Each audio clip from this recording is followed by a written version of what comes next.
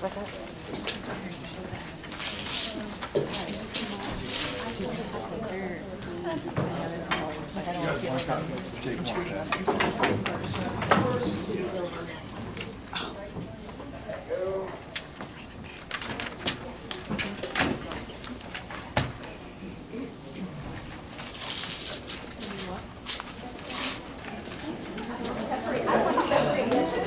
It's already cracked.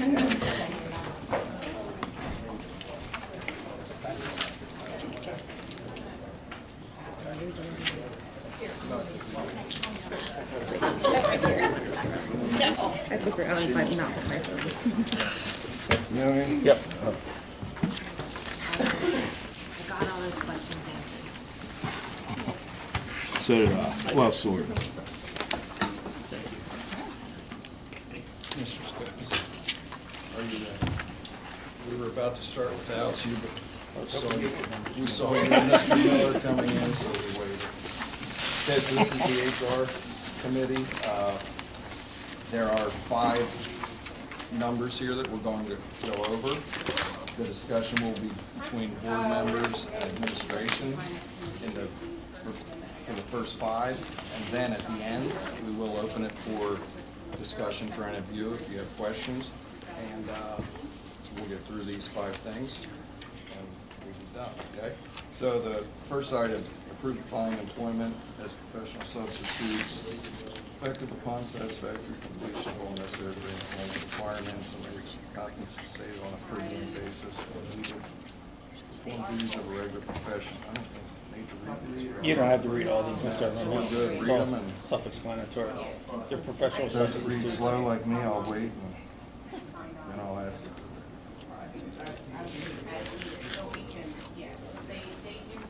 Okay, so for administration and board members, any questions with that? Okay, so that'll be a consent. Yep. Okay, number 2. Those are standard leave requests. It's lower than what we have been paying. Admin questions?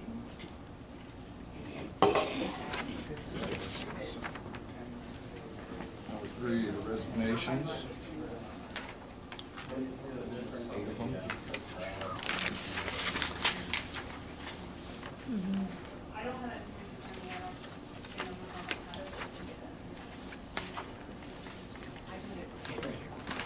I have a question.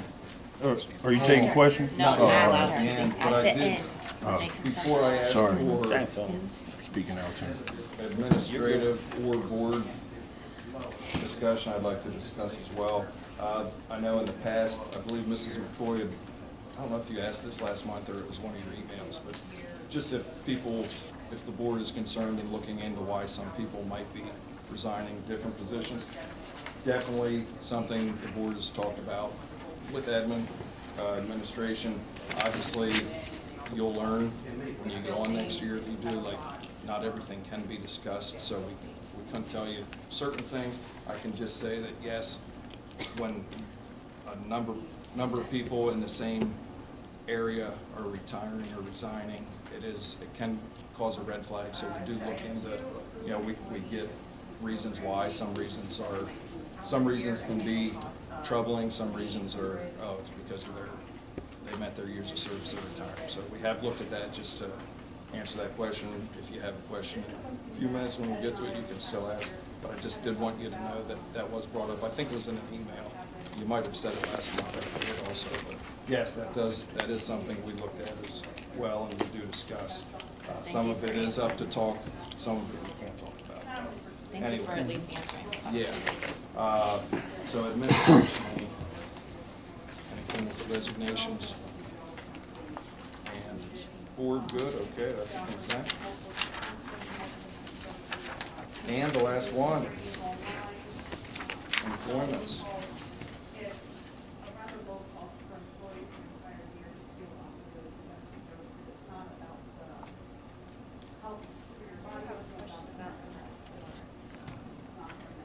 Are we just not putting names in because it hasn't been decided yet? Is that a That's correct, it's a process? process. If I don't have anything else, that's why you don't see a name there yet. give us an example of a catastrophic event that would, All right, any other questions? Okay, so that's consent as well. bomb spread? Now, number 6 here is where we open up. If there's any discussion from the public, I just ask that it is about one of the 5 things on the agenda. If it's not about anything on the agenda, we invite you to talk next week. At the board meeting, you have your 4 minutes where you can discuss anything that is agenda related or the other part of the meeting is not agenda related. So, any questions with numbers 1 through 5? Mr. Miller, you had your hand up. Yep, thank you, sir. For the custodians, what schools are they? Can you at least tell us that or no? You know, I wonder if we could have, Leanne might be able to answer that for us, or Larry can check with her. I couldn't tell you off the top of my head. I think Christina is at the high school, Unless I'm I'm not sure hearing what that Brittany too. is. High school. Yeah. I think Christina is at the high school, but I'm not sure about Brittany. We can find out after. Yeah, I'll make note of that, Mr. Miller, and we can get you those names either in an email or next week. Yeah, it's just probably something with the high school, that's all. Okay, thank you. All right. Mrs. McCoy, I have a couple. that's fine. Have you looked at like unions for your aides and custodians? Because it appears that we're having a lot of turnover in that area, and I'm sure it has to do with the fact of the lower pay and higher requirement as far as what the children actually need when you have an aide, because they are literally an extension of the teacher. So have you guys even thought about that? Has that been on the radar? Has it been in discussion in regards to that? It's always part of the discussion, I'm sorry, for qualifications. That's, you're talking about instructional aides at this point? I'm talking about unions for the aides You're saying and the unionizing custodians. the custodial services. Has that even been brought to anyone's attention? Because that, That There would- are discussions right now of classified staff and the board moving forward. Yes. but not specifically about unionizing any of those. I'm not asking you to decide, I'm just asking if you've had those open-ended conversations. Has that box been open? Has you looked outside of the box to see if maybe offering something of that nature would be able to? On the classified unionizing. I'm not. I was not on it, but I'm aware that it exists. Yes, I know they met this week, but I don't think any of us. Well, I was part of the meeting, but there was no, It's something broached by the staff, I guess, at this point. They're having this classified. Yeah, I think the whole unionizing thing, like Mrs. England said, that does kind of come from their end. Right, I understand that. Because the unionizing thing, like, it can be a dirty word depending who you are. Oh, I understand. Like, I'm a teacher, to me, it's a dirty word because I'm not a union member, but it doesn't, there's pros and cons to everything, so Exactly. that, you know. Gives you But it security. gives an option for Right, you yeah, guys it to does. breach the pieces. And That's there's why I'm other, asking, have you yeah, had that? unionizing could be one option, another option, looking at pay, and, you know, if that contract is expiring this summer, hopefully, you know, that might be something that can be addressed to make things more attractive, you know, in the job as well. Yeah, there's many different ways to skin the cat, and your recommendation with the unionizing, that's one thing, you know, looking at pay is another, and there's many others that we will discuss, so, yeah, and as far as I don't know if aides could be unionized. They can, they're in Okay. central office, they're unionized. Okay, so, yeah. All right, so, next question.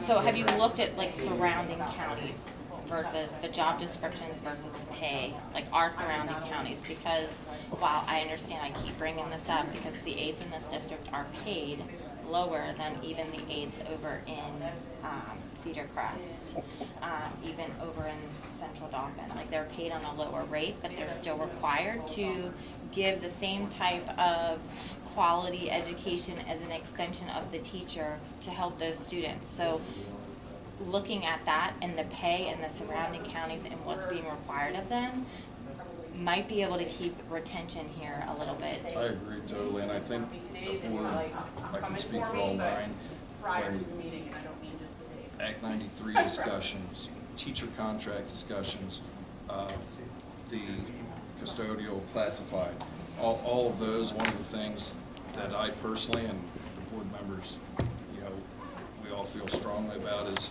you need to look, kind of compare apples to apples in that county. Sometimes we'll look at the IU average as well. I mean, that's kind of what happened with teacher contracts, coaching contracts. We look what the IU is making. We put our coaches not at the high end, not at the low end, but right in the wheelhouse. And now our coaches are, half the coaches in the IU make more than them, half make less, but they're competitive. Our teachers, you know, contrary to what a lot of people think, that they have the greatest contract, they're right in the wheelhouse with the rest of the IU. Act 93 is coming up. That's probably something that'll be talked about, you know, work towards. Same with classified and everyone else. So yeah, it's definitely something we're looking at. We realize to keep solid people, you need to pay them, and you know, we definitely want to look at that. We also, as you're aware, you know, there are tight budget numbers and things going forward, but yeah, we definitely are looking at what surrounding areas are paying, and we try to stick locally. You know, we don't care that if you go to Tower City, Right. you can, that those teachers make $40,000 a year or those classified people. We're trying to go IU or the county, so. Okay. The last question I have is, are you taking any suggestions from your teachers or other staff? Like if you're having a conversation, I'm not asking you to divulge any information, I'm just asking generally. Are you guys taking that information that the teachers of the staff may be giving you that maybe not necessarily what you want to hear, maybe some of the stuff that you do want to hear, good stuff, bad stuff, indifferent, when you have those supervisory look over to make sure the teacher's doing what they're supposed to be doing, all of those things that are required in their contract. But are we sitting down and are we having a conversation with the teachers? Are we having a conversation with the staff from the very low end of the totem pole to the very high end to ensure that we're encompassing everybody? We're all about working together is what I keep being told and hearing, and so I'm asking questions to make sure that we're all bridging those gaps to see. So are we having conversations with teachers? Are we taking that information back? And I get that some people are not going to be forthright because they're concerned about repercussion and reprimand and things of that nature for their own whatevers. But it is important to get information and input and to take what is being told to you with a grain of salt, and also with some sugar and with some honey, and figure out how we can make everything better. So is that being done? I'll speak up on our behalf. I know I've had many meetings with all the stakeholders, I guess, like a better word, classified staff, non-classified professional. I have ongoing meetings with teachers, administration, custodians, instructional aides. They've all accessed me at one point, asked for meetings one time or another to talk about their jobs or things happening in the building. I mean, that's really been an ongoing practice with me, and we've resolved some issues that have brought to my attention. There's other things I've taken into consideration as we're looking at instructional aid positions, and as a matter of fact, because we have varying degrees, I'll give you an example, varying degrees of part-time instructional aides. I came from a system where we had full-time, we had part-time. This was the hours, this was the hours. We're not quite that clean here. So that's something we're looking at, you know, as the classified agreement discussion is going on. So yeah, I mean, that's been ongoing with me. I know many administrators pretty accessible as well. So going back to your other question with regard to salaries, looking at all those things, I've always compared. I always like to find out, one, you know, like to always reinvent the wheel, because you may find better practices in other places. So you have to kind of figure out how to do something that's already been accomplished. But we certainly always try to remain competitive, and reiterate what Nate just said about looking at surrounding neighboring districts, because we want to remain competitive. And I can say, at least from the instructional aides, because they're more near and dear involved with me, the PCAs, is we have a pretty good retention rate of holding those folks right now. In fact, those jobs are pretty well sought after, and we usually have generally a good pool of people, so we have a good fair amount of people keeping those positions. Mostly what's typically requested for those is like to go to full-time, and that's not always possible for some people. So we try to prioritize and take into longevity, how long people have been here, and that kind of thing. We look to bump people forward. So that's kind of a long-winded answer, I think, to your question, but yeah, good question. We're trying to keep everybody in the loop. I think to piggyback off what Mr. Skojan said, I especially see the communication improving since his role has changed. I mean, think we've witnessed it tonight. He'll talk to people, right on the spot, professionally. Him and Mr. Miller need to talk, and they did it. Things aren't getting put off anymore. Talked, we hugged. Did you? Good. Yeah, made out a little bit. That's even better.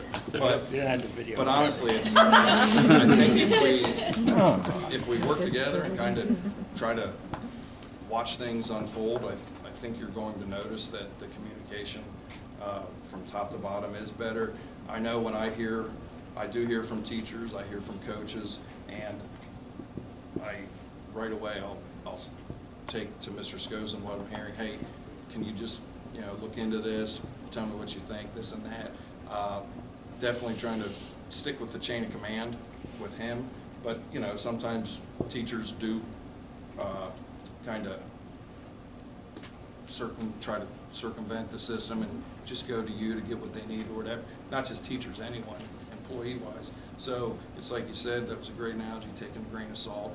You take it with a grain of salt, give it to Mr. Scozen, and you got to trust in him, until he proves he can't be trusted, and that hasn't happened, you know what I mean? So you got to, trust the people up top to do their jobs, and no matter what, I'm still here to listen to anyone. If a teacher has a problem, administrators, they'll talk to me about stuff, and I listen, I tell them what I think, and then I say, but look, I'm going to hand this over to Mr. Scozen, and him and his team will deal with it.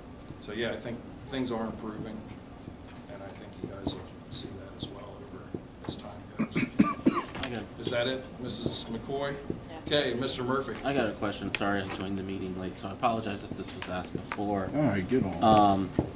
But I'm noticing there's a lot of turnover.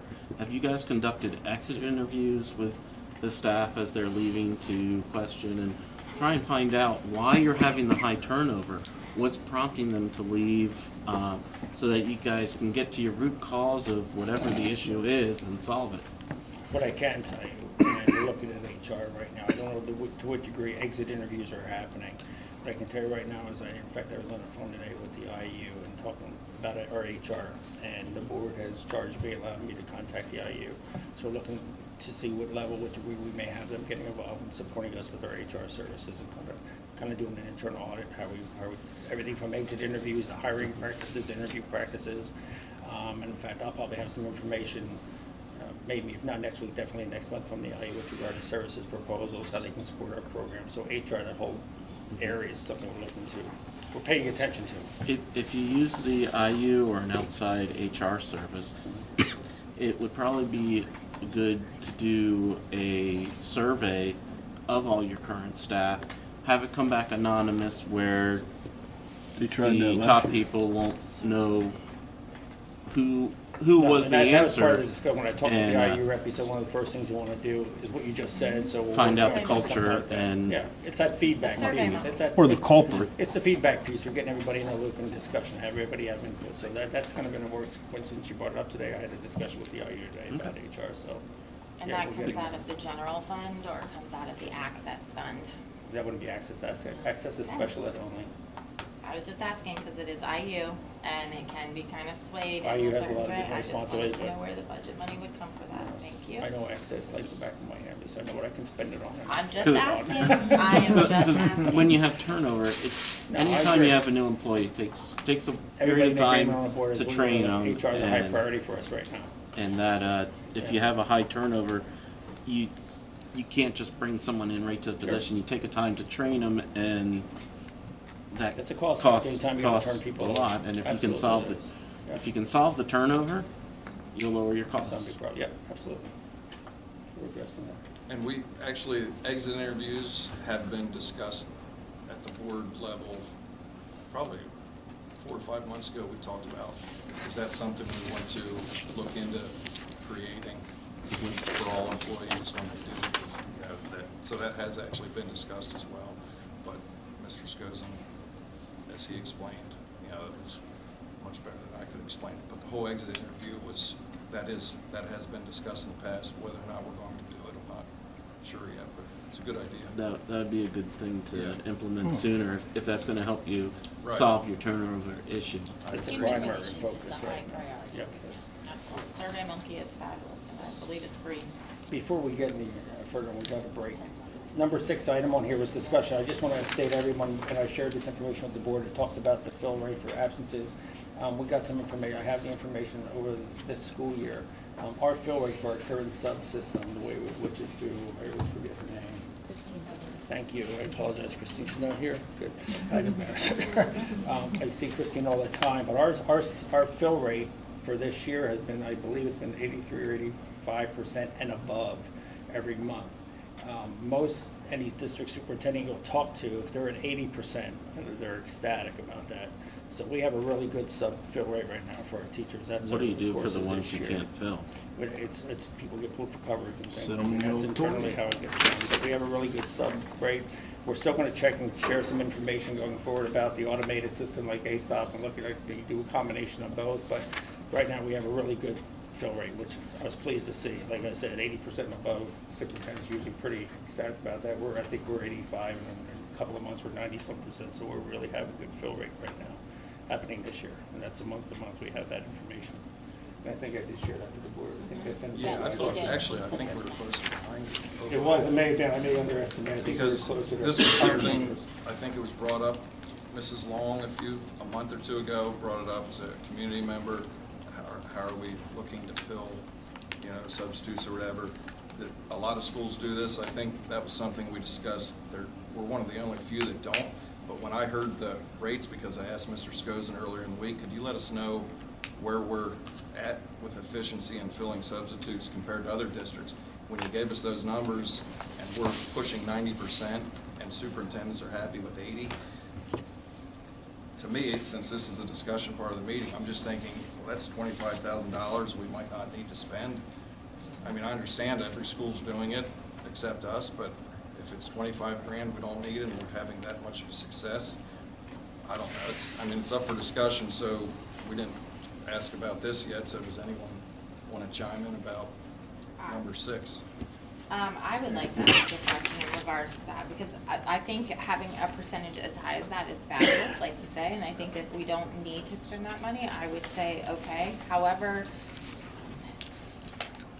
what have we kept a pulse on the other 10%? How many of those classes are repetitive with not having subs?